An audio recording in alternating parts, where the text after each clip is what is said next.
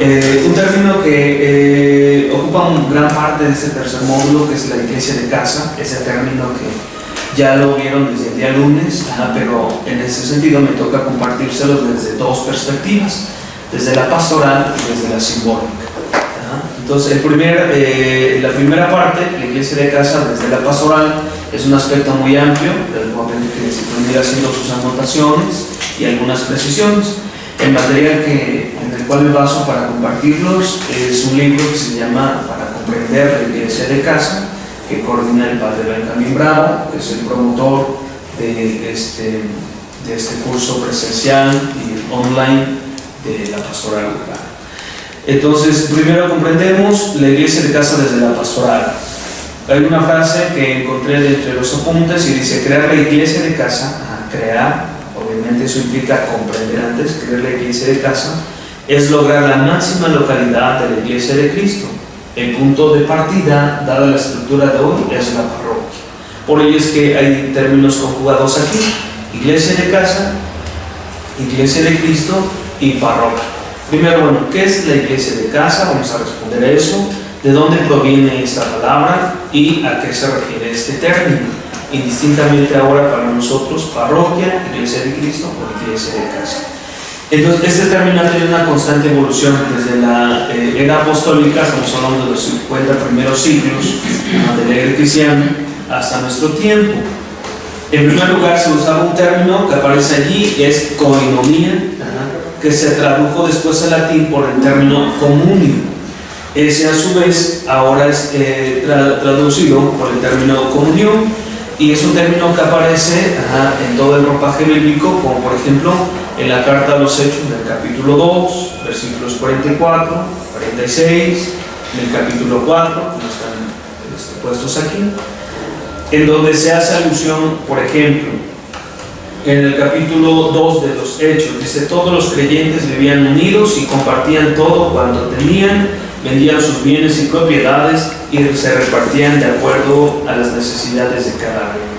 La multitud de los fieles tenían un solo corazón y una sola alma, y nadie consideraba suyo lo que poseía. No había entre ellos ningún necesitado. Era algo maravilloso. A toda esa realidad se le llamaba así, la koinonia o la comunión. Más tarde se hizo un paso de este término comunio a la eclesía. Se pasa bíblicamente de los libros de los Hechos de los Apóstoles a toda la eclesiología, como solo conocemos en las cartas pastorales de Pablo. Y las realidades pues también cambian. Si en un principio se refería a una comunidad que lo tenía todo en común y era una convivencia, después es un método evangelizador con el cual San Pablo, yendo a todas las comunidades a las cuales están dirigidas las cartas, Corinto, Éfeso, por ejemplo, la comunidad de Colosas, este término eclesía quiere trasladar esa vivencia hacia otros lugares y ya se te traduce como eclesía. Esta palabra eclesía a su vez era un vocablo civil, era usado por los ciudadanos griegos para referirse a las reuniones familiares acostumbradas a tener en sus viviendas. Recuerden ustedes ese término del pater familias, que era muy importante. Que él era el que gobernaba su casa, él era el imprudente en su casa, y no solamente se refería a sus hijos, a su esposa, a sus parientes, sino incluso un parentesco tal vez de quienes servían ahí en la casa, los esclavos, quienes comerciaban con ese lugar. Él era el pater familias, ya que gobernaba, y conforme gobernara bien su casa, podía en los lugares públicos a su vez dar opinión para gobernar, que era un senado abierto, toda la demás sociedad, ¿no? Entonces, este término eclesía, que sucede y que se usa en el ámbito civil, fue usado después en un acontecimiento muy especial para toda la iglesia en el aspecto bíblico, cuando los 70 sabios, es decir, una vez que todos los creyentes en Cristo, todas las persecuciones van a la diáspora, es decir, se dispersan por todos los lugares, dicen: bueno, nosotros también queremos conocer la Sagrada Escritura, pero acá donde estamos. Entonces eligen 70 sabios, y es como traducen la Sagrada Escritura del hebreo al griego, entre algunas cosas. Y estos sabios hacen una buena interpretación, queriendo asumir estas realidades ya vividas, esta eclesía, y un término antiguo que es el cajal. que designaba antes la reunión que convocaba a Dios entre sus fieles. Y usan el término eclesía, y ahora que para nosotros podemos traducirlo en iglesia. Pero quiero resumir esas tres realidades: la coinonía, lo que se vio en la era apostólica, el término cajal, que se utilizaba en el Antiguo Testamento, y a su vez ese acontecimiento civil de eclesía, y que para nosotros, bueno, ya aparece como iglesia. Naturalmente son iglesias que en ese tiempo pues, no se reunían en templos como los nuestros ahorita, ¿no? El Zócalo, la Basílica, aquí la Divina Providencia, las parroquias del cual cada uno de ustedes viene, sino se referían a los lugares en los que las personas se reunían. Eso era entonces una iglesia de casa. De manera que entonces la iglesia, de una manera general, es la forma en la que Dios convoca a un grupo de familias para que formen una asamblea. Entonces, eso es la iglesia de casa.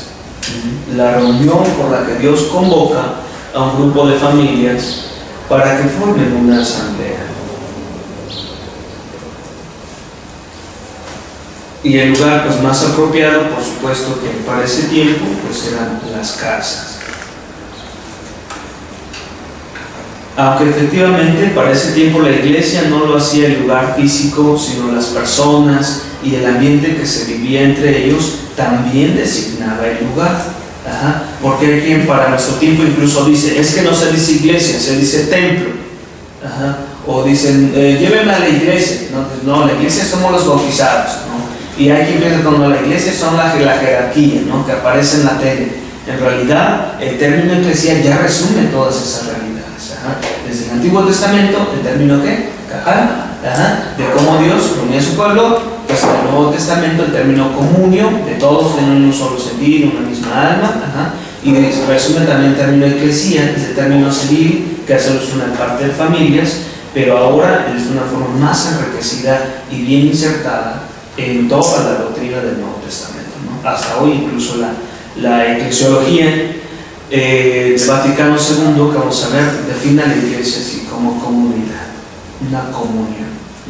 Así como la Trinidad, Padre, Hijo y Espíritu Santo son una comunidad que salen de sí, que son misiones, así también es la iglesia, ¿no? Una comunión, que incluso se llegó a definir como sacramento del Padre de la iglesia.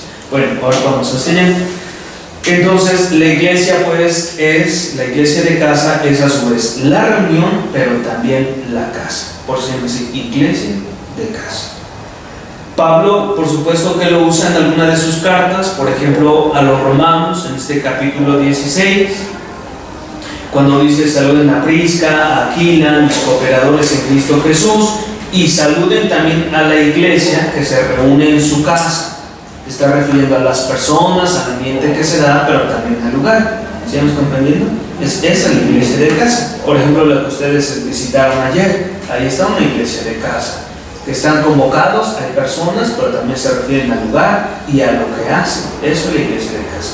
Es un término que designa diferentes realidades, pero que en sí no es un solo bien, ¿no? También se describe en la primera carta a los Corintios, cuando San Pablo dice, Aquila y Prisca los saludan al Señor, lo mismo que las familias que se reúnen en su casa. Está haciendo alusión a la iglesia de casa. Y también, por ejemplo, aparece en la carta a Filemón 1 y 2, sobre todo haciendo alusión a cuando viene Onésimo, que era un esclavo y ahora entra a formar parte de esa familia y que por lo tanto todos son igual.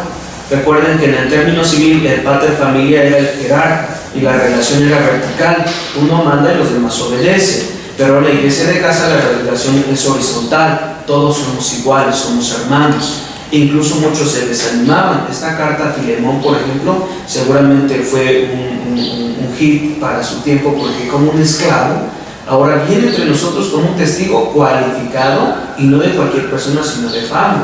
¿Quién le dio esa dignidad, no? Entonces la iglesia, en ese sentido, incluso va quitando esas barreras, ¿no? Esos estatus sociales, incluso religiosos, como también se menciona en otro momento, ¿no? Ya no vale quién es griego, quién es acá, y todo, aquí todos somos una raza, ¿no? Entonces ya no importa tanto eso, sino la comunión que se vive. Entonces, cuando decimos casa o iglesia de casa, Hablamos sí del espacio, de la gente que lo habita, y también del ambiente que se vive allí. Ahora, todo esto, como les digo, sucedía alrededor del año 55 de nuestra era, la época apostólica, en la que se llama así porque aún vivían los apóstoles. Ya después vienen padres de la iglesia, los padres apostólicos, pero bueno. Entonces, el modelo familiar es la realidad de donde parte la iglesia. La paternidad, la maternidad, ser hijo, ser hija, son situaciones desde las cuales se viven también vivencias comunes, como el perdón, el diálogo, y eso es lo que forma la relevante iglesia. Entonces, ahora la familia o la iglesia viene a significar de una manera diferente, no solo esa relación vertical, sino la relación horizontal, una comunidad de iguales. Por supuesto, sin confundir efectivamente que hay quien nos dirige, ¿no? Entonces, allí el privilegio no es solamente quién manda, ¿no? El privilegio es quién es el que mejor sirve, quién es el que proviene efectivamente del amor entre hermanos, el amor fraterno. Y el principio de vida entonces da el amor y el perdón. Eso, en cuanto a qué es la iglesia, de dónde proviene y a qué se refiere, creo que ya están respondidas estas dudas. No, excelente. Vamos a la siguiente lámina entonces. Hoy para nuestro tiempo, ¿qué sí es iglesia de casa y qué no es una iglesia de casa? Eso también es importante distinguirlo, porque si no muchos podemos correr riesgos de que cuando se descentraliza la figura del pater familias, entonces no hay quien mande, entonces como que se pueden correr riesgos allá en las comunidades, como puede suceder ahorita. Para ello puse una tabla comparativa de lo que sí es y de lo que no es. La misma información también es tomada de este libro para comprender la iglesia. Vamos con el primer punto. Lo que sí es, primero, es un grupo relativamente pequeño de miembros. Por lo tanto, no es una familia o un movimiento en sentido estricto. Su finalidad es conseguir adeptos. Esa es una característica de lo que no es, no busca solamente adeptos. Lo que sí busca es crear grupos relativamente pequeños donde se identifiquen las personas que tengan cuestiones comunes que trabajar, no muy humanas. Ahora otra cosa que sí es, bueno, es participación de gente común. Eso es muy interesante, es algo que es muy evidente, pero a veces casi no clasificamos entre nuestros esquemas mentales, que son personas comunes. Es decir, la gente que yo paso en la calle y saludo, los vecinos que siempre están allí, no viendo a alguien superior y nos organizan, sino entre nosotros. Es la gente común, todos participan. No es, por ejemplo, una escala. Aquí es el fundador y aquí obedecen quienes son los adeptos. No así.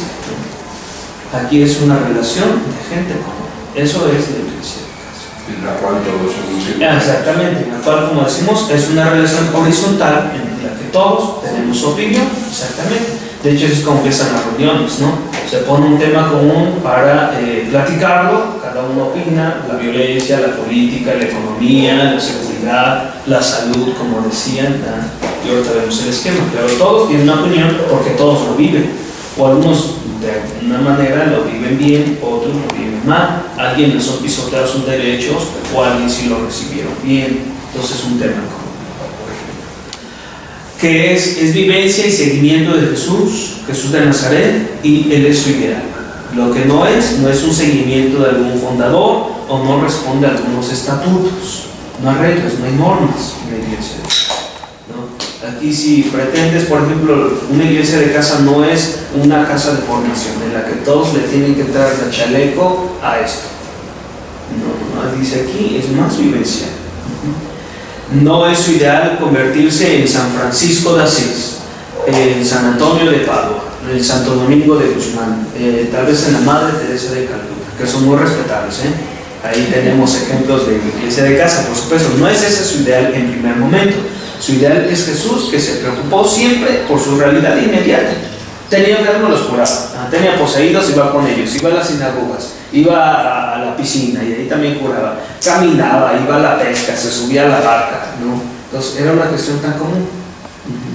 Entonces, por ejemplo, es gente común que se preocupa por sus ojos. ¿Qué otra cosa sí es? Es vive y es expresión de los suyos. Él no representa, él es uno de ellos. No es un representante en una asamblea, un representante de una comisión nacional, incluso internacional, como es un movimiento, ¿no? Aquí el Secretariado Nacional de la Adoración Nocturna Mexicana, que también son muy buenos. Ajá. No, es alguien que no es representante de alguien, es uno de los suyos. Al rato nos puede representar a alguien, como al rato nos puede representar a otra persona, indistintamente sea hombre o mujer, por ejemplo, ¿no? Diferente de lo que no es cuando hay burocracia pastoral. Aquí solamente la abadesa, aquí solamente la superiora durante su gestión y todas se someten. Y si hay reformas a los capítulos, todos tienen que verlas, ¿no? Una relación un poco más vertical. ¿Eso lo comprendemos? Ajá. Y acá no, es una cuestión más horizontal, es uno de los suyos. De hecho, una de las sugerencias para quien coordina el grupo de iglesia de casa es que sea alguien conocido por todos. Dice, incluso que no sea un bautizado, pero que sí tenga buena fama y que se preocupe por las necesidades de su barrio o de su contexto, incluso no creyente, porque esa es la riqueza de la iglesia de casa, ¿no?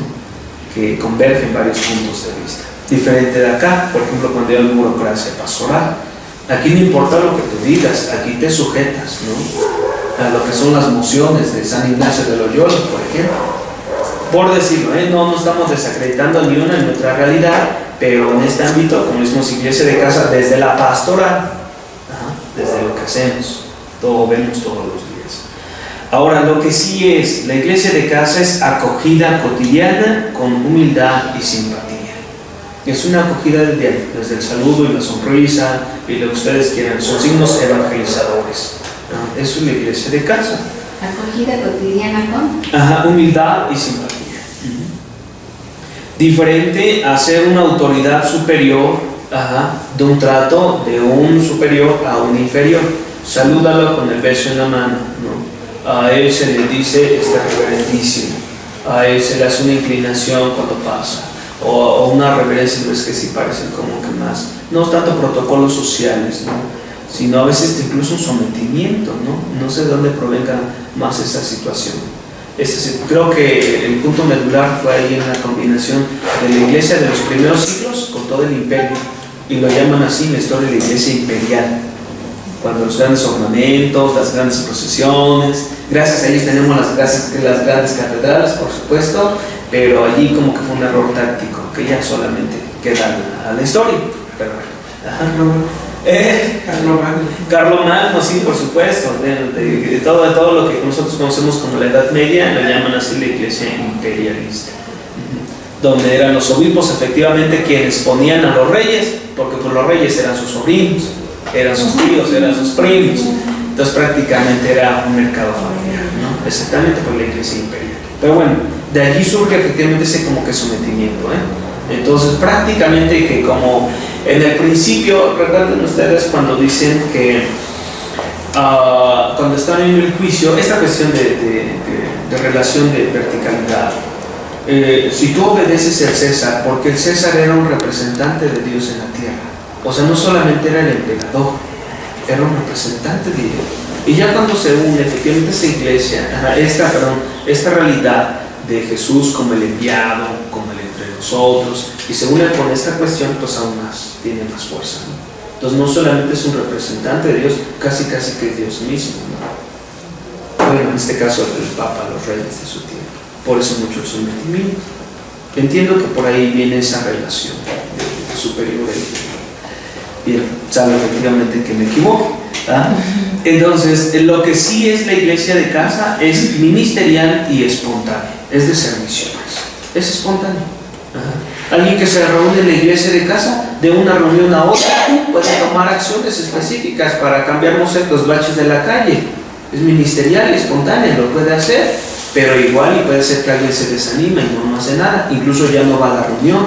Por eso decimos que es un grupo relativamente de pequeños. Allí no hay ninguna obligación. De hecho, creo que una característica fundamental es la libertad, con la cual tanto se acercan y se siente efectivamente que lo reciben, es fraterno, muy humano, como al rato no está. Y no todos llevan un proceso iguales, ¿no? Sí, pues él ya se va a casar, no significa que todos los demás ya se casen, ¿no? Que ya recibió la comunión y ya la hora santa, los otros puede ser que no. Por ejemplo, es ministerial y espontáneo. Sin embargo, lo que no es, como decía, gradualidad, y no hay criterios de formación, no hay itinerarios de formación como lo existen para nosotros en los seminarios o en las casas de formación. Para nosotros hay un aspirantado, hay un noviciado, un postulantado, un no sé qué tal, juniorado, y después todo lo que vaya. No es tanto un proceso de formación para nosotros. Como digo, quiero ir señalando que eso no va en detrimento, por supuesto, ¿no? De que unos seamos más cuadrados y otros sean más como liberales, ¿no? El espíritu de la iglesia es el mismo. Ahorita lo vamos a ver. Dice, me quedó muy claro que decían del Espíritu Santo tiene una a la derecha y una a la izquierda. Entonces, por querer aludir a las dos realidades, ¿no? Por si no más cuadraditos y otros más liberales, por decirlo, ¿no? Haciendo ese ejemplo gráfico, por decirlo. La iglesia de casa es para los alejados, que son bautizados. Y ahí, es decir, o sea, personas que incluso se dicen muy religiosos, pero que no tienen una práctica sacramental. Creo que eso es lo que define a los que así se dicen practicantes, ¿no? Tener una secuencia sacramental. Me confieso, comulgo, voy a misa. Me confieso, comulgo, voy a misa. Y hay que ni se confiesan, ni comulgan, ni van a misa, pero sí son bautizados, o tal vez no, incluso pertenezcan a otras culturas religiosas. Ellos caben dentro de esta iglesia de casa. Por eso decimos que es para los alejados, aunque en un término más específico y desde la pastoral urbana se dice que ellos no son a los alejados somos nosotros. Entonces creo que en sentido de distancia creo que es mutuo, ¿verdad? Entonces hay que propiciar ese encuentro, y un punto efectivamente neutro y bueno es la iglesia de casa. Por eso es que se fomenta tanto, y creo que la capitalidad de este término en nuestro diplomado.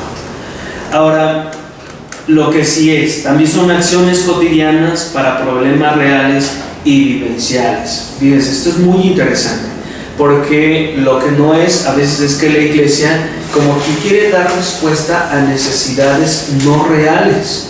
Digo, a veces en buena forma o en buena onda, ¿no? ¿A quién le interesa una conversión? Así de primera, ¿no? O sea, tu vida es de pecado, conviértete en la vida de Dios. ¿A quién sí le interesa? Serán a muy pocos.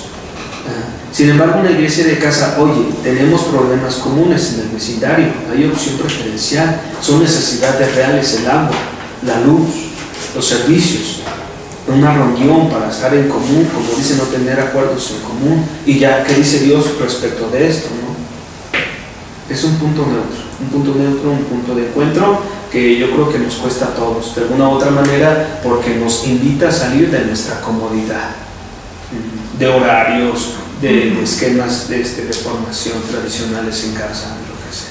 Entonces son acciones cotidianas para problemas reales. Eso es la iglesia de casa, ¿no? Y no solamente es un interés de particulares para generalidades, como a veces dicen los movimientos eclesiales, ¿no? Unidos para transformar el mundo. ¿Quién sabe qué mundo y si estén unidos, ¿no? O somos nosotros los que tenemos que evangelizar al mundo, pero ¿cómo lo evangelizan?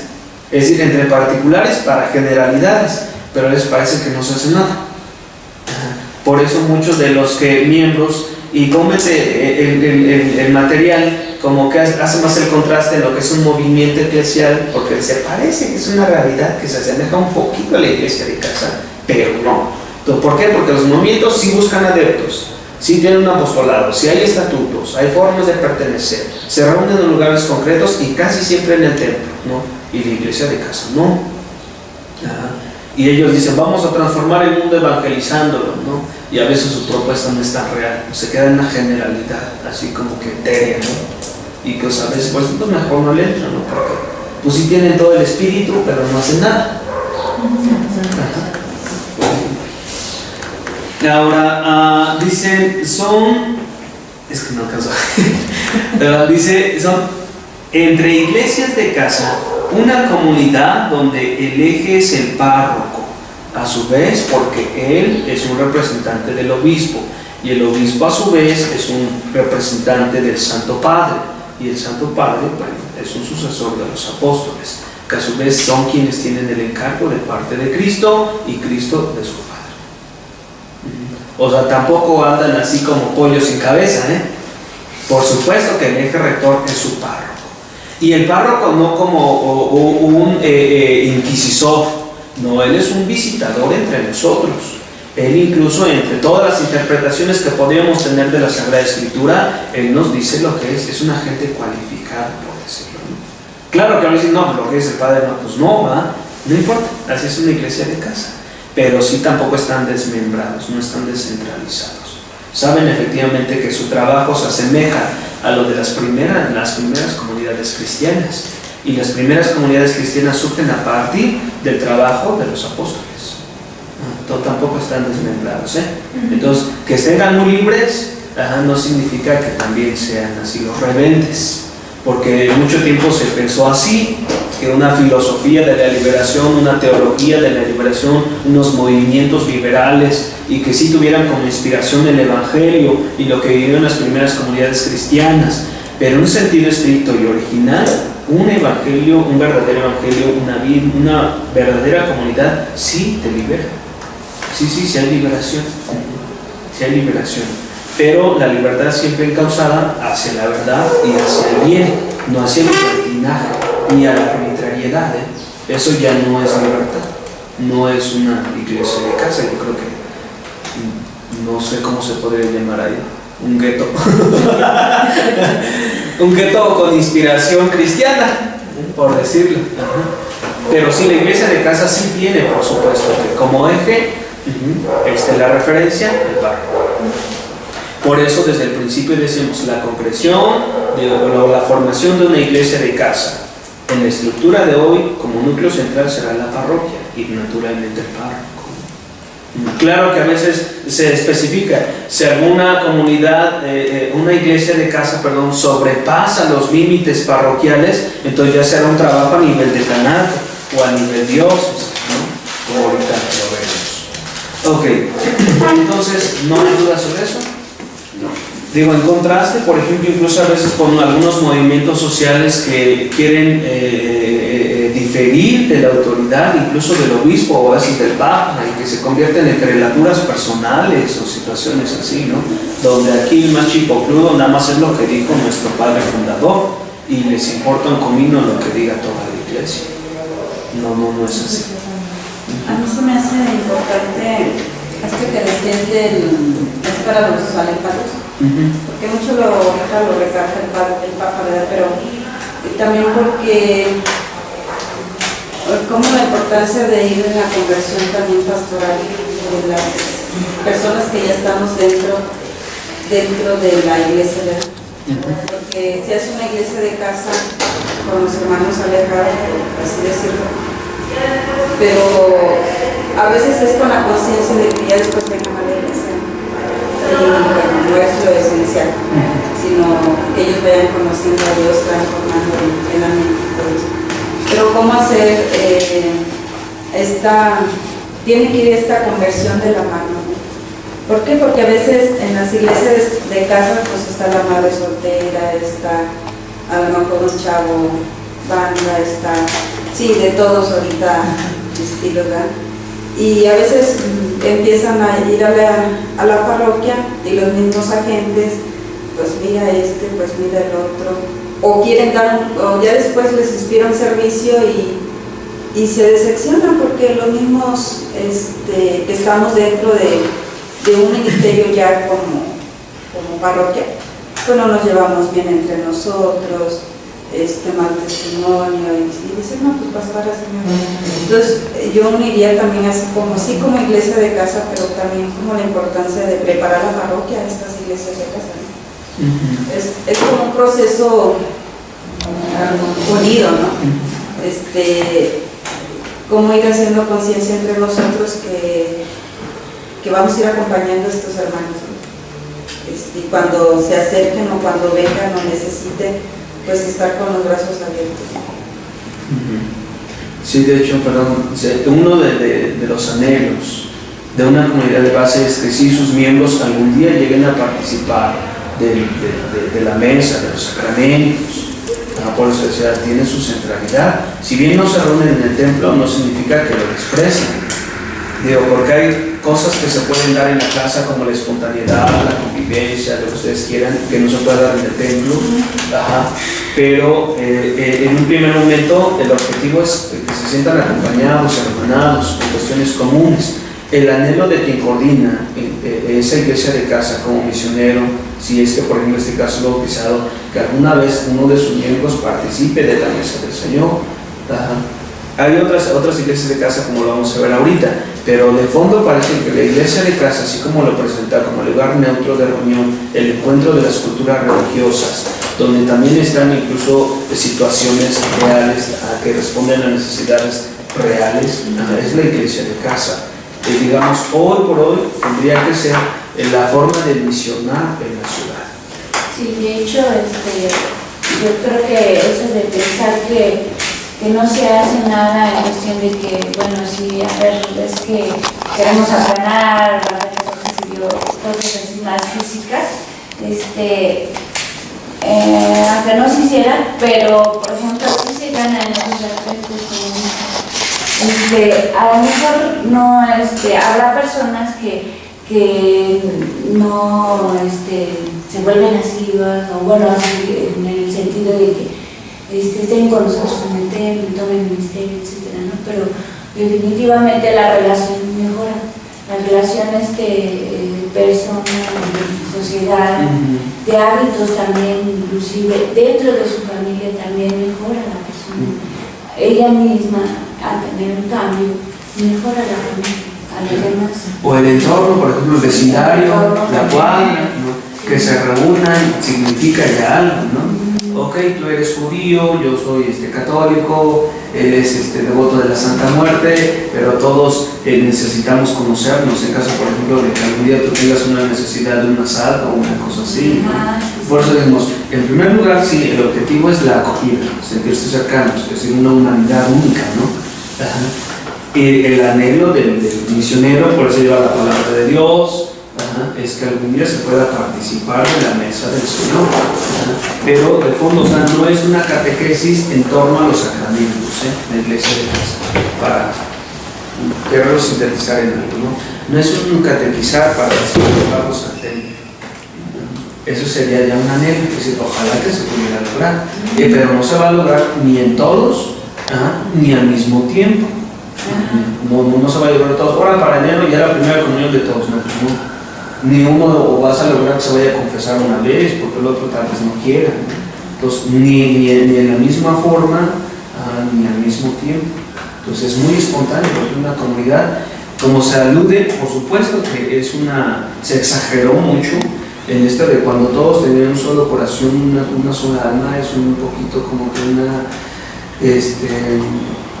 más bien como que un anhelo del escritor, en este caso, del escritor bíblico, sí, porque bueno, era imposible, digo, ya en los mismos hechos de los apóstoles nos relatan las disputas que existían entre ellos, porque unos eran circuncisos y los otros no, entonces ¿quién tiene más validez? ¿No? Entonces esos contrastes en capítulos tan cercanos, pues obviamente que ese es un anhelo efectivamente del evangelista, ¿no? Que brota efectivamente el mensaje, por supuesto, de Cristo, ¿no? Del ámense los unos a los otros. Pues qué bien, lo interpretó y dijo, y todos tenían y vendían casas y todo, y sus propiedades y aquello, y lo ponían todo en común. Eso no significaba, pues vendo mi casa en la que vivo, ¿verdad? Y ya, ahora le que entren todos a deshacer.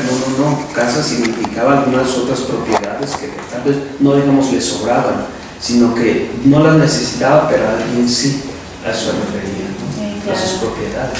Digo, tampoco si tú ves si tú tienes familia y tienes hijos a quienes alimentar, cuidar, educar, curar, claro, no vas a descuidar lo tuyo para irte por la calle ya, pues no va a ser, como dicen, candil en la calle y oscuridad de su casa. Exacto. Pues ya vienen también desde la primera comunidad de nuestra familia, ¿no? Sí, claro, primera, exactamente. La primaria, la más cercana y la más próxima es la tuya.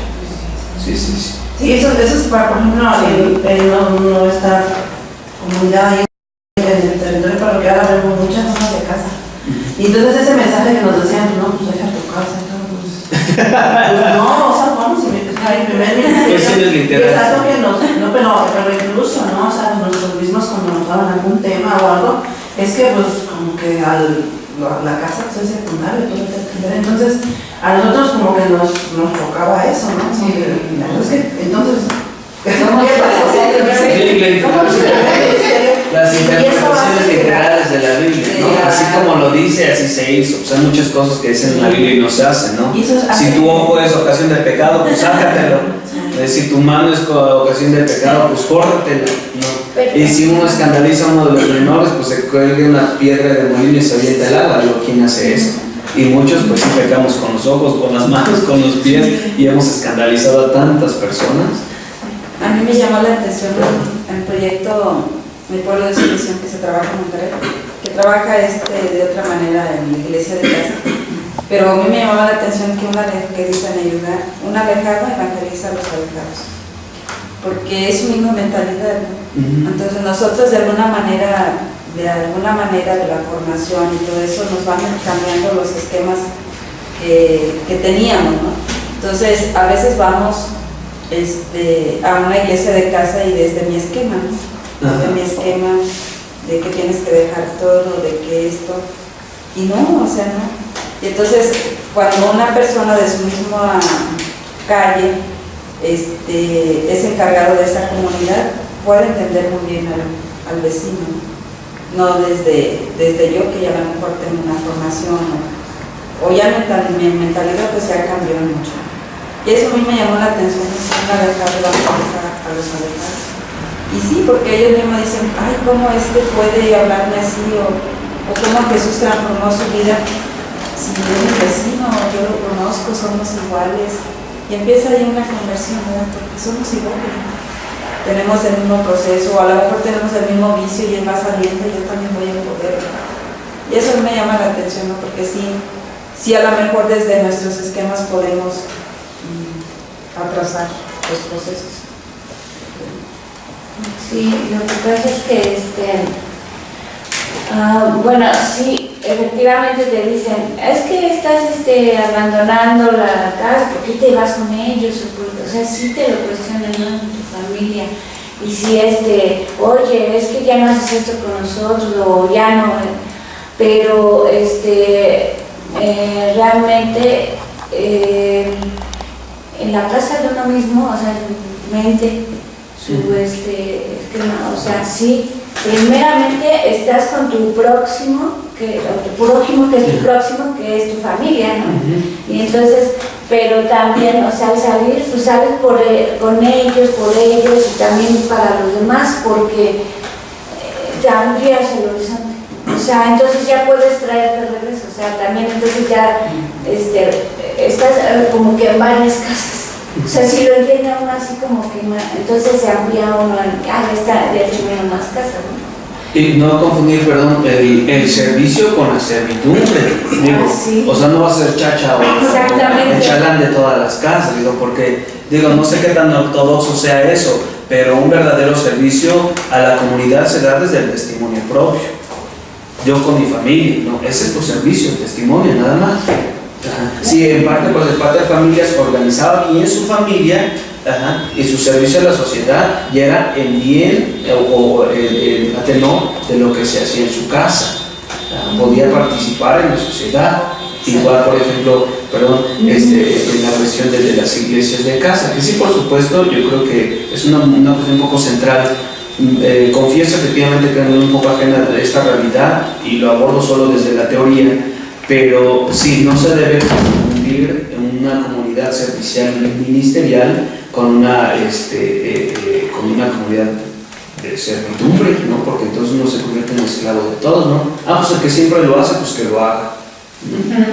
No, porque entonces incluso la iglesia de casa pierde su esencia, porque es participación de todos. Y a veces, no solamente de uno. a veces la mentalidad de los sacerdotes, ¿no?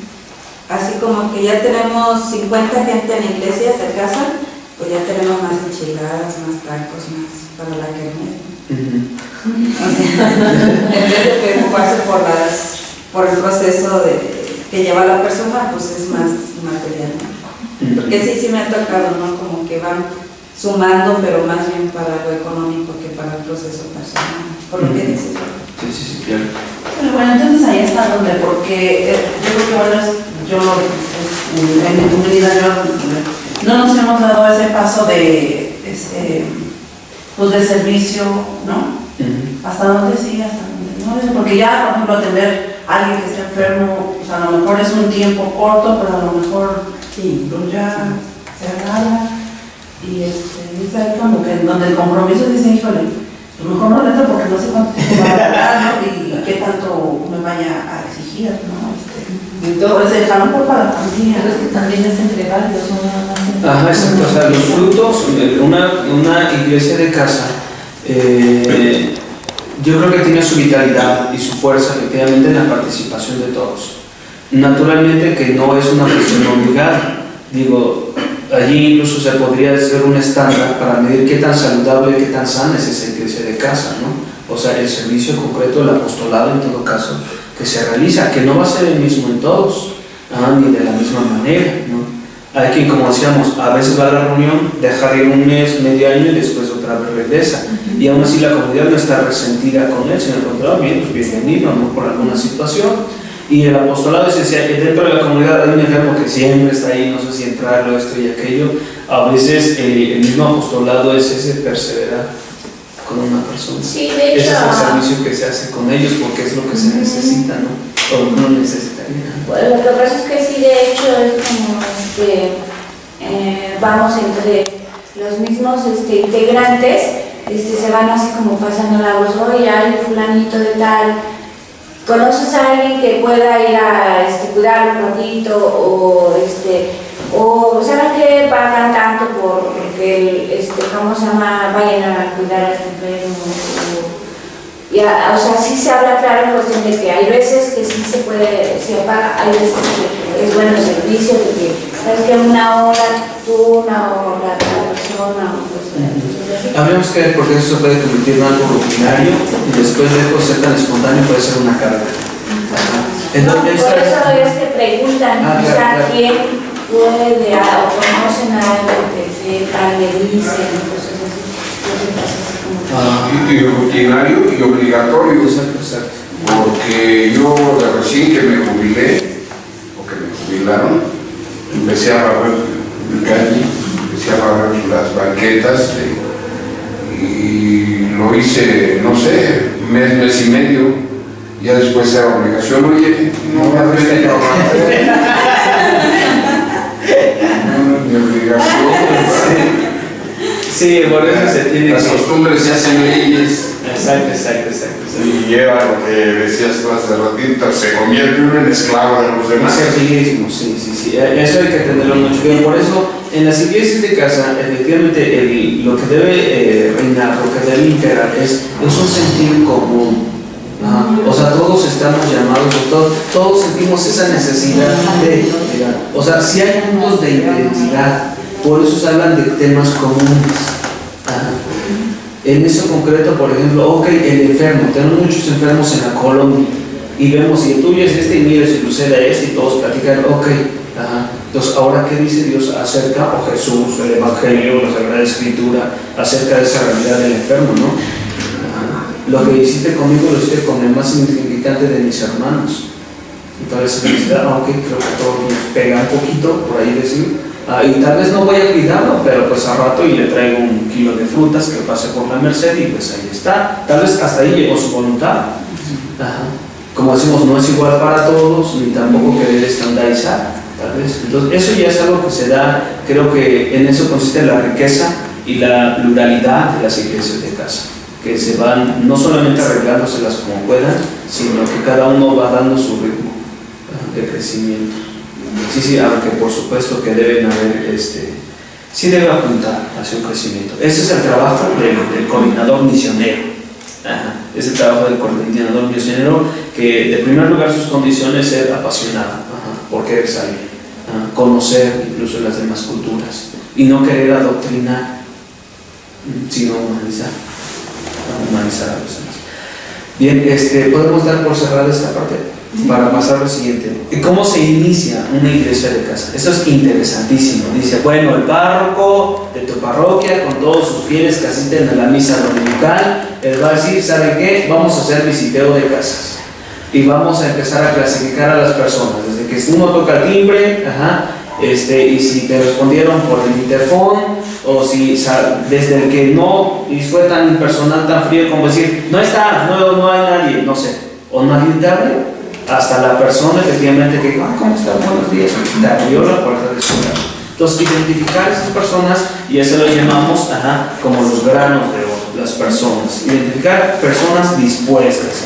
¿Cómo se inicia? Pues entonces encontrar una persona dispuesta. Hice un sondeo. En mi cuadra hay tantas casas, pero de esas casas nada más en 3 me recibieron con el saludo y me dijeron, pásale, tómate una vaso, pues mi vecina. Y que no. Entonces es una persona abierta, capaz de acoger en un primer momento, ¿no? Diferente de la persona que pues, no toca y fue el perro que contestó, ¿no? Y pues ni sabemos si diría no. Después, entonces, eso surge a partir del visiteo. El método es visitar las casas.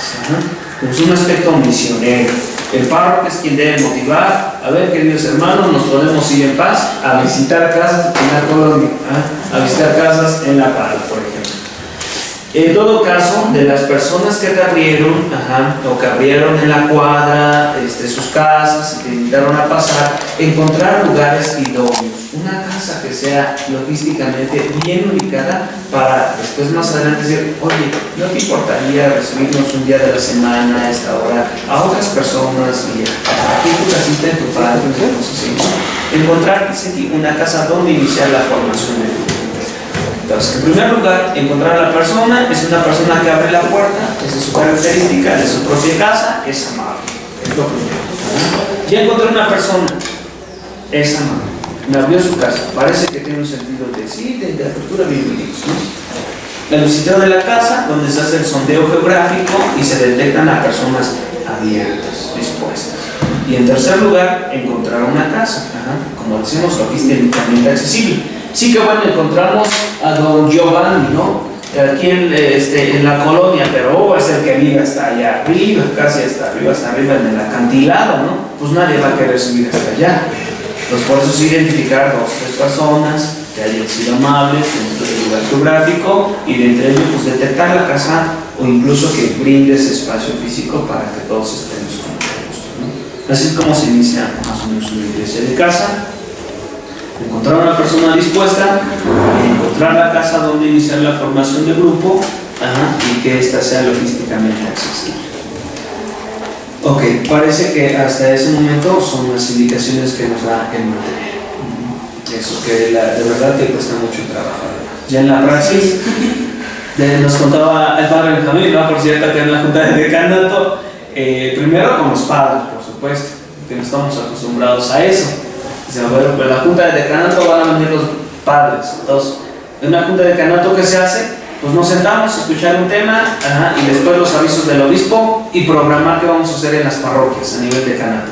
Un curso para ministros, un curso para secretarias, un curso para los catequistas, yo voy a tener un retiro en la parroquia por si quieren mandar a los adeptos de su parroquia que vengan acá, ¿no? Como más avisos, ¿no?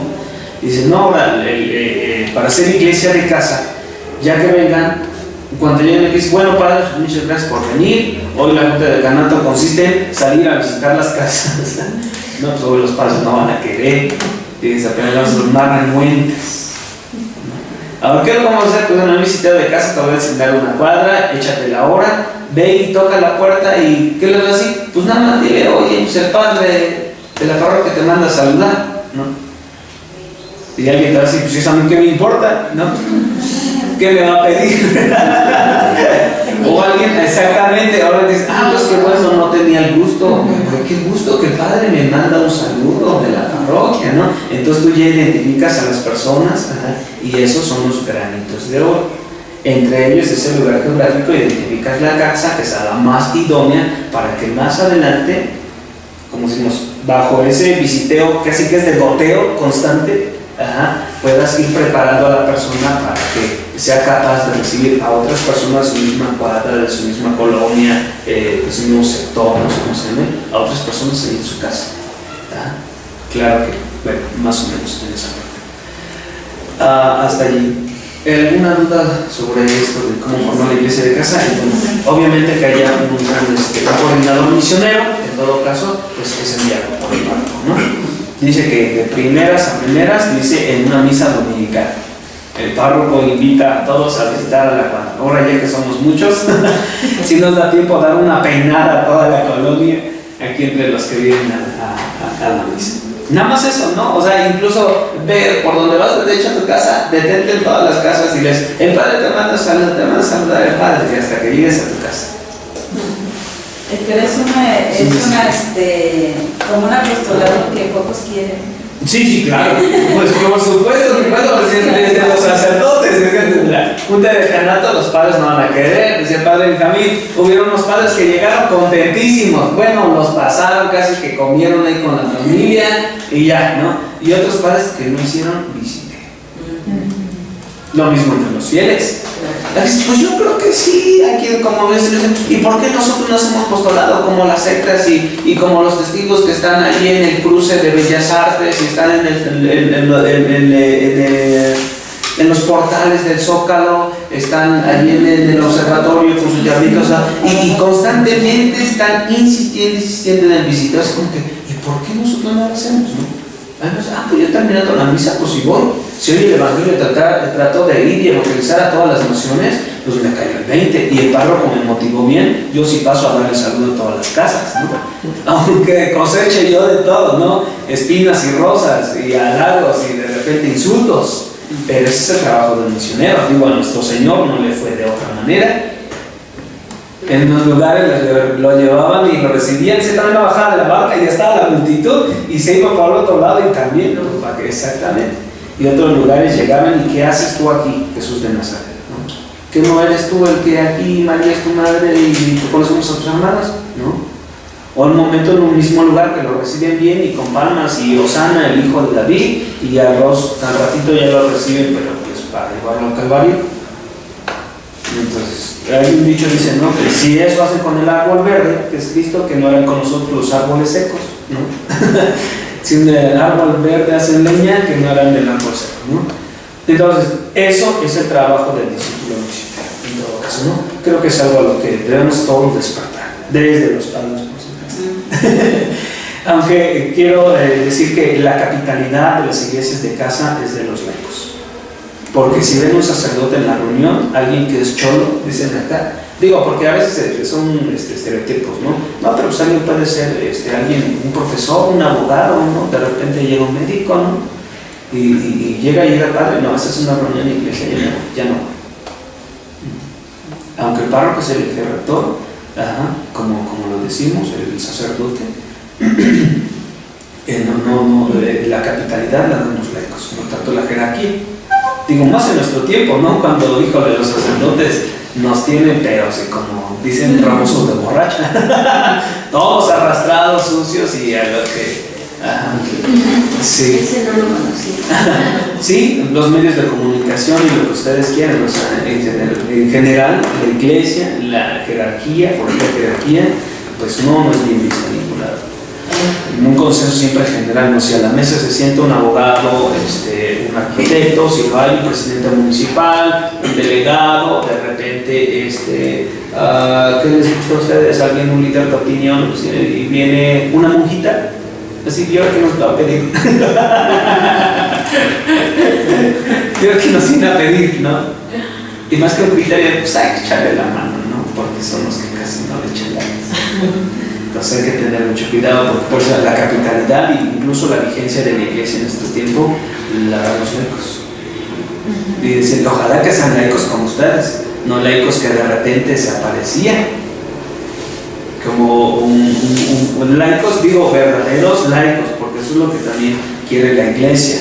No laicos que disfrazan deficiencias humanas con velos de religiosidad. Eso es muy feo, como un cuento. Dice que una vez una mamá ratona iba a salir del ratoneo porque se habían acabado sus víveres y dejó a su hijo ratoncito ahí en la casa. Y estaba naturalmente cerca de la chimenea. Y le dijo a la mamá ratona a su hijito, mira, no le abras ni dejes entrar a nadie. y si alguien te observa, rápido escóndete. No hables con él, no hables con él. En lo que yo vengo. Y la mamá ratona se fue a buscar en todas las cosas. Se tardó, por supuesto, su tiempo, y ratoncito se quedó en casa. Cuando regresó la ratona, dijo, híjole, el temor más grande era ya no encontrar a su ratoncito. Dijo, por imprudente ahorita salió y sácatelas, ¿no? Y se sorprendió ver a su hijito ratón ahí en la ratonera, muy bien acomodada, y le dijo, oye, hijo, qué bien, ¿y qué tal? ¿Cómo te fue? ¿Quién vino? ¿Quién se paseó por acá? Y eso, como siempre están en alerta. Él dijo, no, nadie, dijo el ratoncito, nadie vino. Bueno, sí, venía a pasearse por aquí un señor que siempre está rezando allí en la chimenea. Y era un gatito que siempre estaba así. El único que me observaba era un señor que está ahí siempre rezando en la chimenea. Y la ratona le dijo, pues bueno, de esos que rezan, cuídate mucho. De esos que rezan, cuídate mucho. Por eso decía, los laicos son ustedes. Y ojalá que la iglesia efectivamente sea impulsada, tenga vigencia, tenga actualidad y tenga fuerza a raíz de laicos como ustedes. Laicos efectivamente formados, con conciencia efectivamente de iglesia, ¿no? Comprometidos. Sí, efectivamente, digo, es la cuestión del compromiso en cuestión en virtud de su servicio. Sí, porque es bueno, ¿no?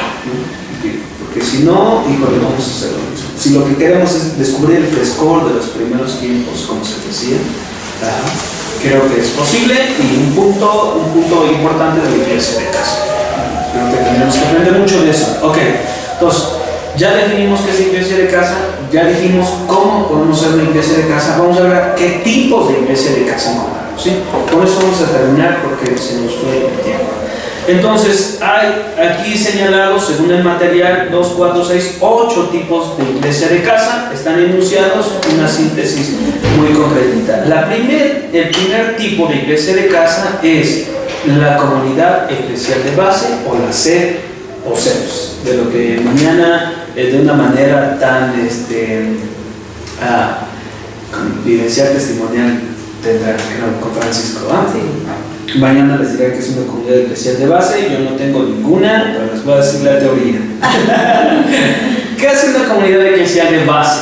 Bueno, pues los obispos en Latinoamérica se maravillaron de las comunidades eclesiales de base. Sabemos que Papa Francisco era un super promotor de las comunidades eclesiales de base, y al parecer así como que el modelo óptimo de la evangelización hoy en el sentido de la misión permanente. Las comunidades eclesiales de base, ¿por qué? Porque recoge la experiencia de las primeras comunidades cristianas. El anhelo es Cristo, no un santo, no un fundador, no otra finalidad, sino asemejarnos, un seguimiento, ¿no? Por supuesto que atiende las necesidades de todos los días cotidianos, ¿no? No sé ustedes, pero a mí me encanta que en los evangelios no hay un día en el que Jesús no haga algo. Siempre está haciendo algo. Qué impresión. Siempre. Marcos incluso dice, y no tenía ni siquiera tiempo para comer. Se fastidiaba de sus apóstoles y aún así hacía algo en la barca, ¿no? Todos miedosos, o sea, digo que nunca dejan nada de hacer. Tantito se estaba durmiendo en la proa, dice, empieza a llover y todo el mundo se quiere tambalearse y todos bien miedosos, maestro, lo despierta, ¿no? Y se despierta con un coraje impresionante. El término es esplenizomai. El término bíblico es, o sea, cuando se retuercen las tripas, así, y le dice, hombres de poca fe, ¿hasta cuándo voy a estar con? Es un signo de fastidio. O sea, no un momento en el que Jesús no fue tocado desde sus fibras más íntimas, pero no tanto así por un ojo, sino porque los quería tanto, ¿no? Es el esplenismo, ¿no? ¿Y qué hace? Buscando la tempestad, ¿no? Siempre está haciendo algo, ¿no? Entonces una comunidad eclesial de base busca eso, no instalarse, no instalarse, porque al rato pasan en esta casa, al rato en esta, ahorita están atendiendo esta realidad material y al rato están atendiendo esta necesidad, por ejemplo, existencial, o al rato están atendiendo una realidad, no sé, lo que fuera. Entonces la primera es el tipo de iglesia, es la comunidad eclesial de base. No quisiera pasar por alto que este tipo de iglesia de casa ya fue mencionado antes en documentos aquí en Latinoamérica, como Medellín y como el documento de Puebla, porque porque si no los digo, me van a... Ajá. Medellín, por su parte, reconoce una célula inicial de estructuración eclesial y foco de fe y evangelización. Qué impresionante, así lo define, como un foco de fe y de evangelización. Puebla constata efectivamente esa realidad y le gusta mucho más la parte en la que dice se vive allí la palabra de Dios, dice el documento de Puebla. Después, naturalmente, el documento de Aparecida, que dicen que es el documento de desaparecida porque apareció tan rápido y desapareció tan rápido que bueno. Y de hecho son uno de los documentos que da más numerales y atención a la pastoral urbana, creo que es un documento obligado para todos nosotros, el documento de Aparecida, porque dice que las comunidades eclesiales de base son fuente y semilla. Son fuente y semilla de variados servicios y ministerios en favor de la vida, fíjense, de la sociedad y de la iglesia. Muy bien, muy atinados ahora, santidad, mérito Benedicto XVI, porque fue quien le echó el visto bueno, como todo un buen guardián de la fe, a ese documento. Y fue quien vino a entregarlo a los obispos latinoamericanos. Qué excelente, qué atino de la iglesia en Latinoamérica. Ok, vamos a pasar a lo siguiente. El siguiente tipo de iglesia de casa es el sector humano. Como dicen acá, ¿qué tipo de iglesia de casa voy a hacer? Bueno, pues aquí está toda la tipología. Si no, pues bueno, yo por esas características creo que se amolda un tipo de iglesia del sector humano, ¿no? Creo que se amolda un tipo comunidad eclesial de base. Eso sí vamos a tener presente, ¿no? Yo creo que se los van a preguntar en su examen. No es cierto. No es cierto. A ver, ¿cómo es un sector humano? Fíjense, lo propio de este tipo de iglesia de casa es que solo se da en las urbes, solamente en las grandes ciudades. ¿Por qué? Porque ahí es donde sucede el fenómeno de las grandes masas. De las grandes masas. La cuestión es que sí tiene características.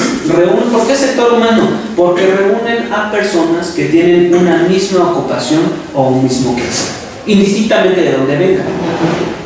Eso. O sea, por ejemplo, un obrero, un vendedor ambulante, un maestro, un bolerito, un barrenderito, o lo que ustedes quieren, es un sector humano. Y se da en masas. Otra, bueno, dijimos que tiene una misma ocupación o hacer. Aquí yo lo resumí diciendo ocupaciones, situaciones y acciones comunes. Entonces, vive en una situación que determina la vida del sujeto. Por ejemplo, que es un joven pandillero, es un sector humano.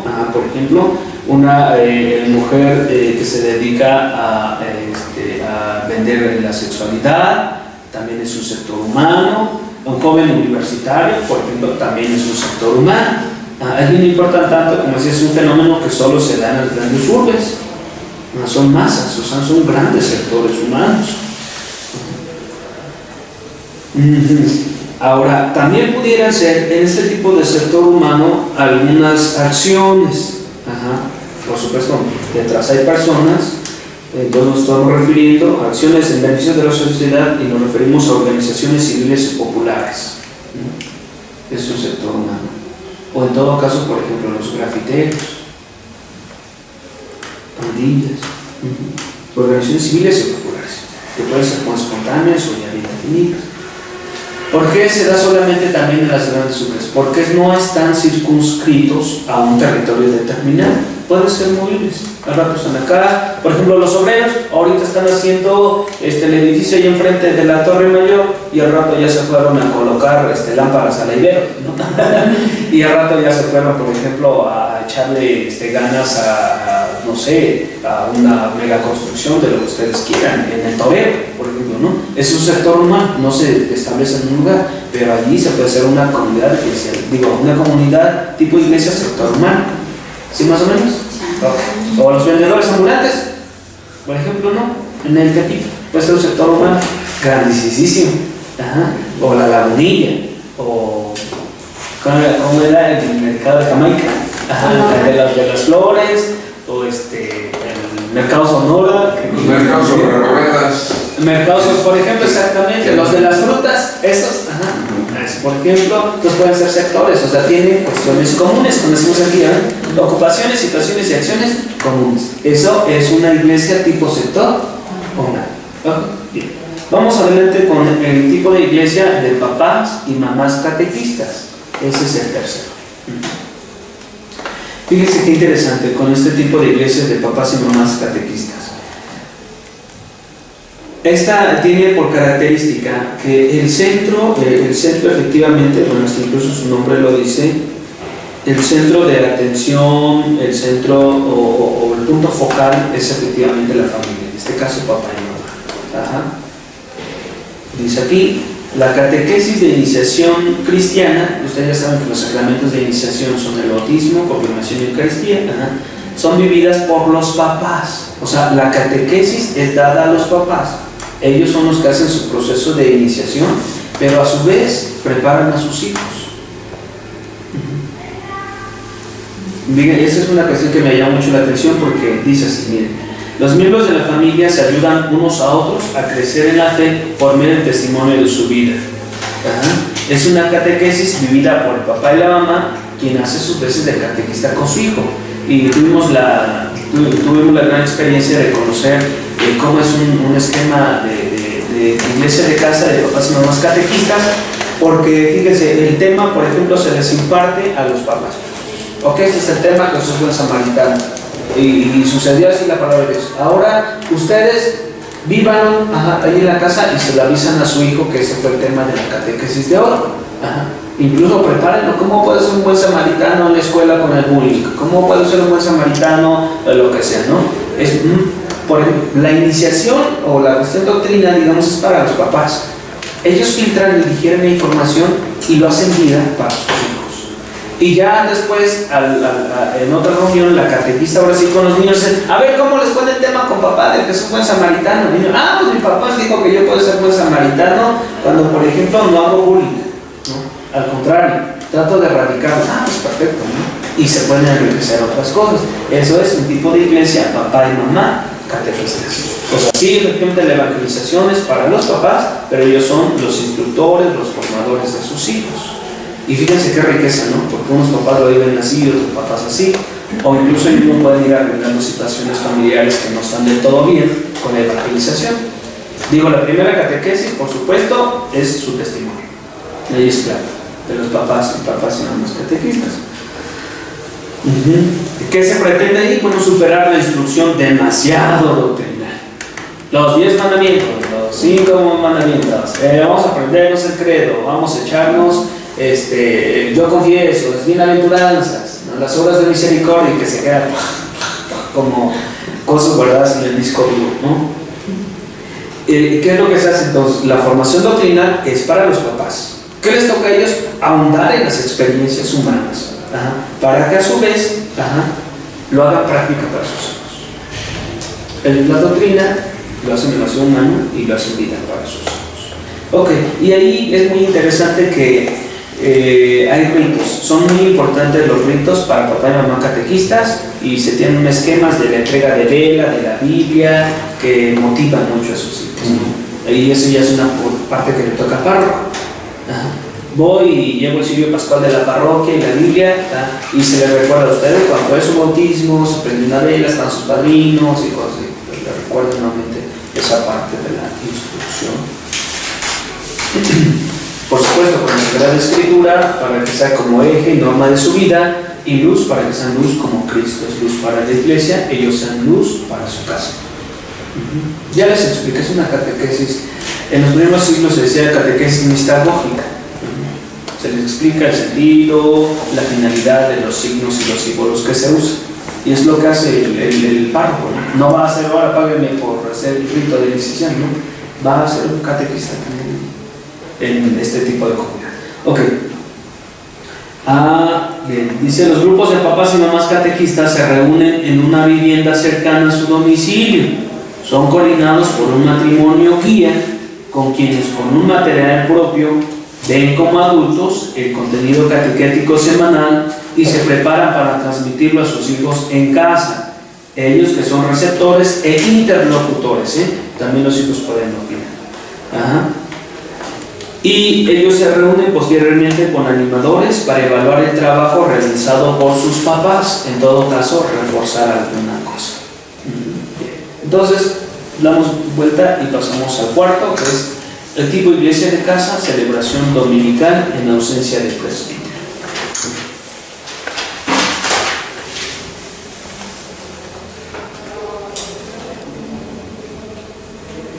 Este incluso está regido por la normatividad litúrgica y tiene así un ritual que se llama celebraciones dominicales y festivas en ausencia de presbítero. El privilegio es, y dice aquí, que se puede emplear en los grandes condominios, en horizontales o una situación así, cuando por razones graves un presbítero no puede asistir el domingo a un laico debidamente formado y comprometido, pues propone la palabra de Dios y se tiene el privilegio de tanto de la palabra como de la comunión eucarística. Y existe un ritual litúrgico que fue preparado por la Conferencia Episcopal de México, la SED. Están un poco cansaditos. Ya no nos falta 3 y listo. Eso en cuanto a la comunidad de celebración dominical o ausencia de presbítero. Aquí, como está anotado aquí en síntesis, asamblea que beneficia a los fieles con el don de la palabra proclamada y de la comunión eucarística. ¿Por qué el don de la palabra proclamada? Porque para ese momento no se utilizan textos elegidos espontáneamente, sino los textos que en ese domingo toda la iglesia en el mundo está meditando. Por eso es celebración dominical. Entonces se unen, ahora sí, su realidad se une a toda la realidad de la iglesia. Eso también es bonito porque da identidad y da unidad. No cada quien hace lo que quiere. Entonces, esa es una consigna incluso del celebrador de la palabra. Así se van a meditar y es una estructura en la que sí, pueden aplaudir, pueden cantar, se celebra la palabra, con ritos incluso propios, pero también están determinados en el ritual, pero son celebraciones del domingo, en el que toda la iglesia, en comunión con nuestro Señor, meditamos esos textos dominicanos. Aquí en el distrito y en Atlacomulco, y en el África, en el Asia, en el Vaticano, en todos lados son los mismos textos, los da unidad a la iglesia. Bien, el siguiente, comunidad carismática. Aclaran efectivamente que este tipo de iglesia de comunidad carismática no son la renovación carismática del Espíritu Santo. Los que dan son sus azotes.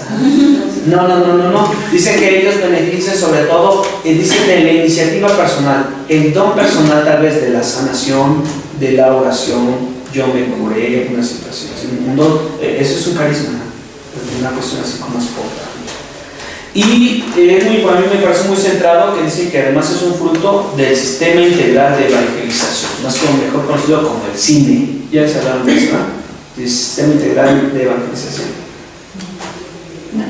Bueno, que era un fenómeno de clases medias, en el que por iniciativa de un laico, en un grupo, iban tomando formación. Y ahí se apoyaban, se reforzaban, por ejemplo, vamos a orar en la casa de esta persona por su sanación, y oraban, invocaban al Espíritu Santo, se curaba y ¡wow! Excelente, tenemos un milagro. El valor de milagro corporal es lo que da, así como que, referencia. O sea, usemos la palabra milagro, pero para aludir a una realidad física, se curó, a una realidad existencial, dejó de tomar, se unieron nuevamente como esposos, unas situaciones. Es un carisma.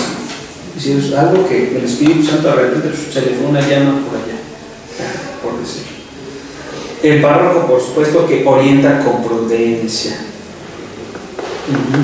Y lo más conveniente es que el párroco sea él quien esté informado de dónde están sus casas de oración, porque al rato ellos pueden estar rezando, por ejemplo, por la paz en el mundo, y orando y todos, y si tienen don de lenguas y cada uno reza a su manera, en su forma, y de repente cantan y así. Y al rato pueden estar orando, pues no sé, por lo que ustedes quieran. Ponen al centro un enfermo, por ejemplo, ¿no? Todos le imponen la mano, tal vez, en el sentido de su nombre.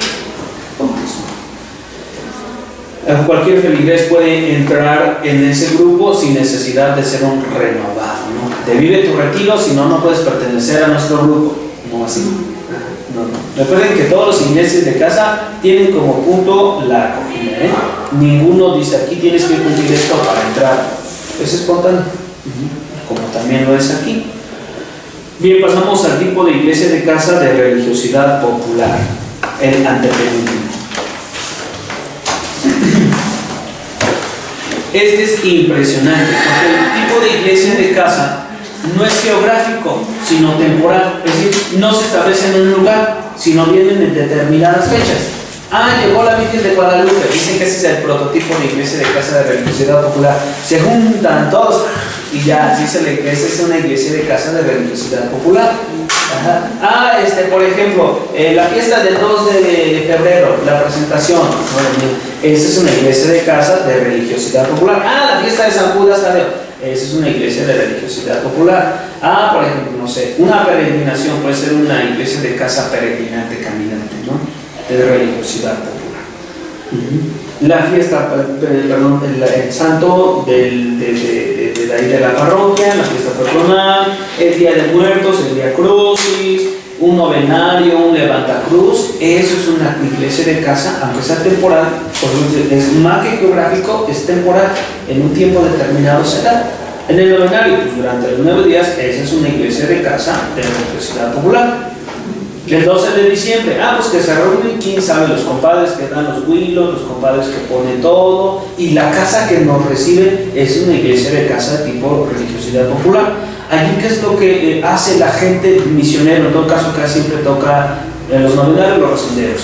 En los 12 de diciembre, los párrocos, hacer catequesis visual, explicar la catequesis visual que tienen frente a ellos. En este caso, la Virgen de Guadalupe, que es todo un códice, ¿no? Por ejemplo, ir desglosando. Ese es el trabajo de la gente de religiosidad popular. O por ejemplo, si tú y el padre no visita a un San Judas Tadeo que está en tu comunidad, pues de repente los reúnes, ahora que va a ser la fiesta, vamos a ver qué nos quiere decir San Judas Tadeo con su flama, ¿no? Pues que está inspirado por el Espíritu Santo, es una catequesis visual, ¿no? Y que ahí no es una moneda la que tiene, porque ya hasta los venden con monedas en los pies. Si supieran que San Judas Tadeo lo que menos quería era el dinero, y ustedes ya le andan invocando para que les dé dinero, luego era un manto, efectivamente, hay quien se creyó que era el palo con el que la Verónica enjugó el rostro del Señor cuando iba al Via Crucis, que se lo llevaban a las casas y en cuanto los veían se curaban. Entonces, de principio era una manta lo que traía y se creyó que era ese. Entonces, San Judas Tadeo tiene su vara, porque era un caminante, ¿no? Era alguien que iba caminando, entonces era alguien que llevaba el mensaje. Entonces, antes que él está Cristo, ¿no? Y es una catequesis visual. Exactamente. Ya, ¿qué podemos aprender de San Judas Tadeo? Ok, perfecto. Esa es una iglesia de casa tipo religiosidad popular. Como por ejemplo, de repente, a veces quisiera decir que hay iglesias de casa de religiosidad popular a nivel nacional. Por ejemplo, la Basílica es una iglesia de casa de religiosidad popular. Estacionalmente reciben muchas personas. San Juan de los Lagos, el Señor de Chalma, aunque sí ya tiene un lugar geográfico determinado. Pues una iglesia de casa. Mucha gente, esa también es una característica, que son diferentes personas. ¿Cómo se da? Pues que se saludan, conviven, en un momento de éxtasis es ya llegamos al santuario y lloran, o se encuentran con otras personas, ríen, conviven. Es una experiencia que los renueva para que van a casa otra vez, es como que nuevos, ¿no? Es una iglesia. Yo le celebré la Virgencita, puse bajo su manto a mis familiares que están en Estados Unidos, no lo sé. Es lleva una satisfacción. Vamos adelante con el siguiente tipo de iglesia de casa, la familia de un enfermo. Ese es impresionante. Y le toca más verlo a los ministros, si son ministros extraordinarios de la Sagrada Comunión, ellos. Yo lo sinteticé, dice el tipo de iglesia, familia de un enfermo, es puerta y puente para llegar a quienes se consideran que están sanos. Es decir, una iglesia de casa de la familia de un enfermo es yo como ministro llego a la casa, no desde el primer momento, sino después de algunas visitas, Mi objetivo sí es el enfermo, pero de una manera primordial son los familiares, porque en realidad parece que los enfermos no es quien está convaleciente, sino los familiares, ¿no? Que tiene enfermedad de que ya no quieren cuidar al enfermo, están peleados, ya entre hermanos se pelearon porque no quieren atenderlo. Entonces, es un punto de evangelización, ¿no? Hasta donde sea posible, porque si no, luego, híjole, dicen que son metiches. ¿Tú qué tienes que hacer? Vete a tu iglesia, ¿no? Porque, como les digo, en la cosecha en la viña del Señor, al rato agarras un pescado, como al rato tienes una víbora en las manos, ¿no? Entonces, así es esto. Entonces, esa es la familia del enfermo. La meta real de la visita es evangelizar a los sanos. El enfermo es un instrumento que Dios pone en su camino para llevar la buena nueva a esos familiares. El enfermito, su realidad es el contexto que Dios pone para evangelizar a esas personas que relativamente están sanos.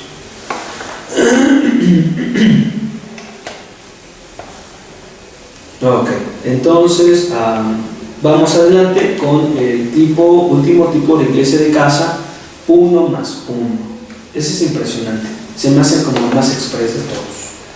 Porque la iglesia 1 más 1 es sí. Hay, por ejemplo, un señor carnicero, un vendedor ambulante, un policía, un alguien que no puede dejar, por ejemplo, su trabajo, su contexto, no puede dejar para venir a una reunión. Entonces yo voy, 1 más 1, que luego voy a compartirle lo que en la comunidad estamos viviendo. Esa es la iglesia, tipo de iglesia 1 más 1. Es convencional, se señala, el término 1 más 1 es convencional y se refiere, dice, al proceso evangelizador entre un laico comprometido y un bautizado que se aleja de la práctica religiosa, sean por motivos efectivamente directos o indirectos. Directos, ya no quiero ir a la iglesia; indirectos, mi trabajo no me lo permite. Pero qué bueno que tú eres iglesia aquí conmigo, ¿no? Y ya. Yo ya me encontré con un ejemplo de esos. Su trabajo no se lo permitía, pero a través de mi insistencia, de mis visitas, de mi plática, ahora es un miembro más de la comunidad, ahora asiste a misa, ahora comulga, se convenció. Ahora se da tiempo y ya no es tan prioritario su trabajo. Y su esposa me dice: ¿qué le hiciste? Pues yo no le hice nada. El Espíritu Santo que le abrió los ojos y ahora está más cerca de Dios. Claro. Los procesos, como decía, siempre van a ser diferentes. Por hacerlo plástico, yo imagino que esta iglesia de 1 más 1 es como si cada uno viviera en una isla con su palmera y que tuviera sed y está rodeado de agua, pero es salada. Entonces tú vas con tu barca y le llevas agua a cada que puedes. Y algún día tú le dices a esta persona: vente a la barca, que es la iglesia, para que vayamos a la fuente, para que ahora tú sepas de dónde la estoy tomando. Eso sería como una iglesia de casa. Digo, porque su isla es su trabajo, la calle, su tienda, su lo que quieras, ¿no? Entonces, por eso es lo plástico, la iglesia de casa. Y ese es como importante, porque a veces uno dice: pues nada más visité 2, nada más visité 3, ya me faltan 10. Pero la importancia que tiene, aunque hayas visitado uno y llevarle su proceso basta. Sí. Digo, sí, creo que dicen que a veces uno salva su alma si logra salvarla de otro. Ya, eso es.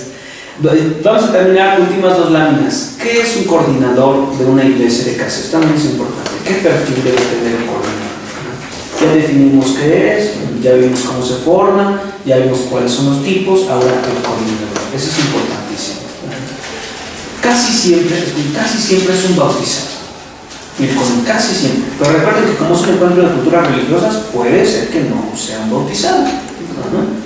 Puede ser que no hay mayor problema, no pasa nada. Incluso dice alguien que quizá no practique ninguna cuestión religiosa, pero que tenga buena fama. Alguien que sí se preocupa, Don John, don no sé qué, el personaje del barrio, ¿no? Que no es practicante, pero pues jala la raza, dice, ¿no? Por ejemplo, es el que tiene esa capacidad. Además debe ser elegido por los integrantes de la comunidad. No es arbitrariamente, yo como estoy prestando la casa, mi denme la de coordinador y cada que llegue, ahora despáchense con 10 pesos para entrar a mi casa. No es incluso el que presta la casa, no puede ser precisamente él. Debe ser elegido por los integrantes. Recuerden que es alguien con el que yo me identifico, pero que es parte de nosotros. No es un político, ¿no? Por ejemplo, por decirlo. No ejerce efectivamente una póliza, un cuidado, una administración. No, es un servicio. Entonces son además personas o agentes que propician cambios reales a necesidades reales. O sea, que se fijan efectivamente que son chichos en lo que necesitan. En la Sagrada Escritura, en la primera carta que se dirige San Pablo a Timoteo, dice que ese coordinador debe ser un padre espiritual de su iglesia y que sepa gobernar a su familia, en el buen sentido. Casi que el gobernar es el arte de sacar lo mejor de cada una de las personas. Es todo un arte. Y fundamentalmente, por estar en mayúsculas, que sea uno de ellos. Eso ya lo dije como 4 veces, pero que sí resuene bien en nosotros. Digo, a veces tú puedes llegar a formarlo, pero no puedes ser el coordinador. Tú fuiste un agente, pero pues ellos van a elegir al suyo, ¿no? Claro, porque ya viste las directrices. Sí, ok. Entonces, penúltimo, ¿qué se hace en esta iglesia de casa? Bueno, pues se encuentra, donde todos somos, que es una enfermedad del siglo. Es impresionante cómo llegamos a una historia, a un nivel de la historia en la humanidad en la que hay sobrepoblación de personas y todas se sienten solas.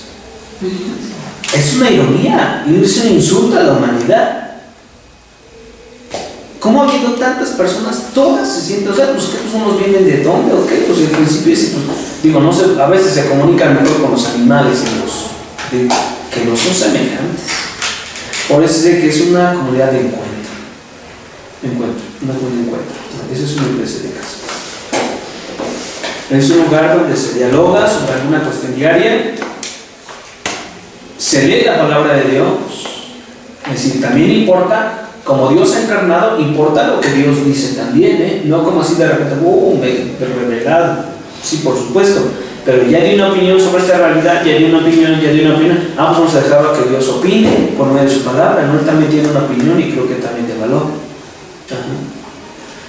Digo, efectivamente, yo creo que esa es una aseveración que se me ha hecho propia. Igual muchas personas que hacen el bien, simplemente si hacen caso a Cristo, sea que crean en Él o no. Y ya. Esa es una cuestión creo que diferencial y tendríamos que asumirlo también. Si vamos a ser coordinadores de iglesia de casa, eso también es importante. Aquí importa mucho también lo que Jesús dice acerca de esto, cómo hubiera actuado si Él estuviera en nosotros, o cómo va a actuar por medio de nosotros, ¿verdad? Sí, es una opinión, pero sea que crean en Él o no. Pero recuerden que es un encuentro de actitudes, ok, religiosas. A ver si no estoy en exceso aquí y al rato Ahora, hay una interpretación. Se interpreta lo que se ha escuchado desde la propia cultura religiosa practicante, desde lo que cada uno hace, desde lo que cada uno cree. No un sincretismo, una miscelánea de todo, dijo el Papa en el Río. Jóvenes, no licúen la fe. No le echen ahorita un ratito un poquito zen, al ratito un poquito lo que ustedes quieran, ¿no? Una adivinación, una magia, una limpia, y de repente sí mi comunión eucarística. No licúen la fe. Eso no es una comunidad eclesial de base, No, se interpreta lo escuchado desde la propia cultura religiosa, pero siempre hay una cuestión de unidad, y se asumen compromisos entre una reunión y otra, y no es obligatorio. En todo caso, y en pocas palabras, ¿qué hace una iglesia de casa? En las personas, en el lugar físico, y en el ambiente que se desarrolla la conversión paulatina y diversa de cada uno de sus miembros. Eso hace la iglesia de casa. Bien bajita la mano y calmada las aguas. Eso es lo que busca la iglesia de casa. Por eso no se equivocaron los obispos en decir que esa es la forma de misionar en nuestro tiempo. Esa es la misión permanente y es un modelo óptimo de la evangelización, sobre todo en las grandes urbes.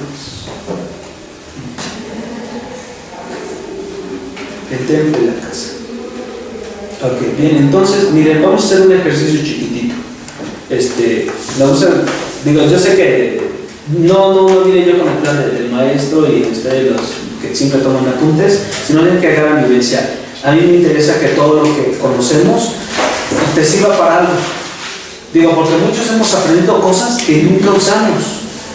Tengo la oportunidad de también dar clases en el seminario, y les decía a los muchachos, les digo, mire, pongan utilidad a lo que están conociendo, porque si no es como la trigonometría que todos tuvimos en la prepa, ¿no? A ver, dime de qué te sirve ahorita el seno, coseno, tangente, cotangente, secante y cosecante.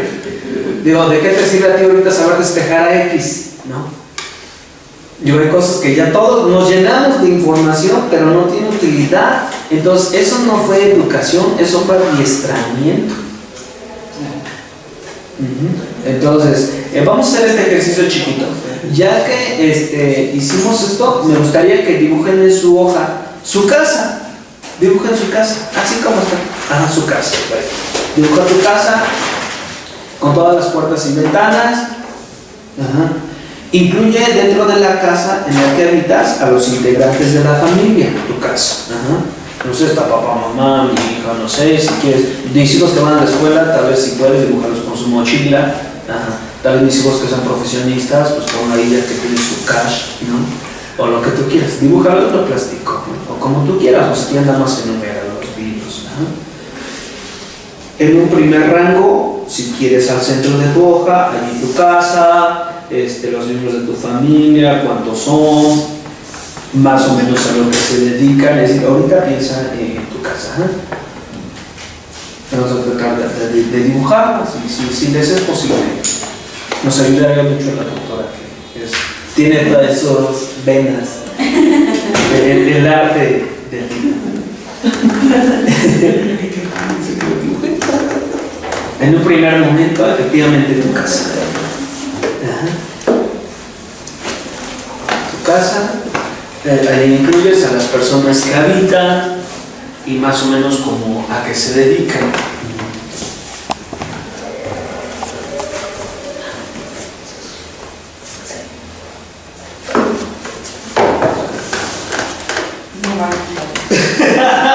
Entonces ponle ahí un número, 50 de estas, ¿no?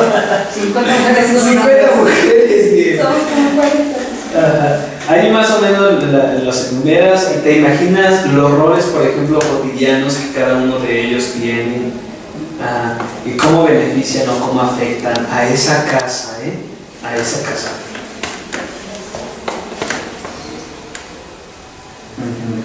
Para que veamos qué tan real y vean que efectivamente a veces puede ser como que no exageración, sino un ideal, eso de imagínate que tan solo en tu casa que estás dibujando, si todos tuvieran un mismo forma de pensar y un mismo corazón, una misma alma.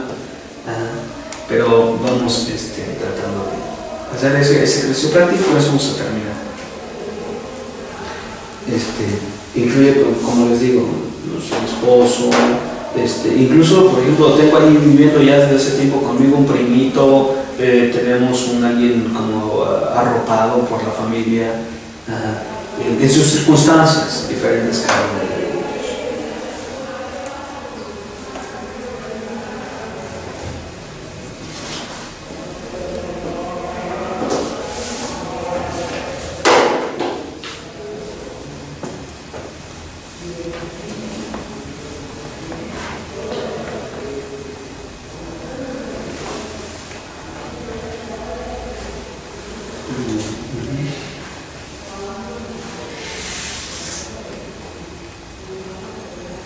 Y en un buen rango más afuera vamos a tratar de imaginarnos a los vecinos más inmediatos que tenemos.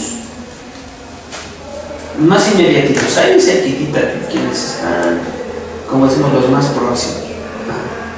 Incluso imagínate, tu calle esa siempre en el bache que te caes en las mañanas cuando sales temprano, en la madrugada, o la lámpara que se descompuso, o el perro que siempre ladra cuando uno sale, no sé, algunos percances o algunos beneficios, ¿verdad? Digo, porque del entorno, de lo que también nos rodea, de eso depende también nuestra satisfacción en la vida.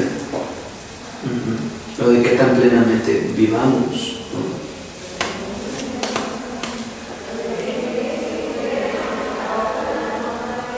Más o menos. ¿Te imaginas enrollarme un poquito más allá? Efectivamente, te comento a tus vecinitos, los más cercanos. Sí, incluso pues, puedes poner, su casita, sí, son la comadre, ¿no? Más adelante pones un signo de interrogación porque es una casa y no saben ni quién vive, por ejemplo, ¿no? O aquí pones un signo de hablar porque ahí vive la señora que nos avisa de todo, y a veces prudente y a veces imprudentemente, ¿no? Y aquí está una tienda, por ejemplo, señala, o sea, ahí alrededor de tu casa, ahí está, por ejemplo, un cruce muy peligroso, ese entorno. ¿Qué es lo que vamos a hacer una vez que están dibujados? Identificas, por ejemplo, a qué tipo de iglesia de casa podría pertenecer ese contexto al que tú vives. Por supuesto, a lo aprendido hoy. Voy a proyectarles la lámina donde están todos los tipos de casa y más o menos vamos a tratar de distinguir. Son varios tipos, creo que entran todos, pues adecua al que mejor se paga, ¿no? ¿Qué tipo de iglesia de casa? Por ejemplo, la vida religiosa, ¿no? ¿Qué tipo de iglesia de casa podría ser? Un sector humano. Todos somos religiosos, tenemos cosas en común. ¿Qué podríamos buscar en ese sector humano? ¿Qué es lo que Dios quiere de nosotros en ese sector humano? Una comunidad carismática, porque pues aquí han habido muchos enfermos que han salido adelante gracias a Dios. Una tipo de iglesia de casa de familia de un enfermo, por ejemplo, sabes que tienes vecinos, ahí se puede hacer una iglesia. Los identificas, los tipos de iglesia de casa, ¿no? que pudieran existir alrededor, o incluso posibles iglesias de casa menos más uno. Digo, tenemos que aprender también a ser un poquito estrategas, ¿no? Colocar cada cosa así como bien pensado. Si les sirve, es lo que les propuse como ejercicio para ahora.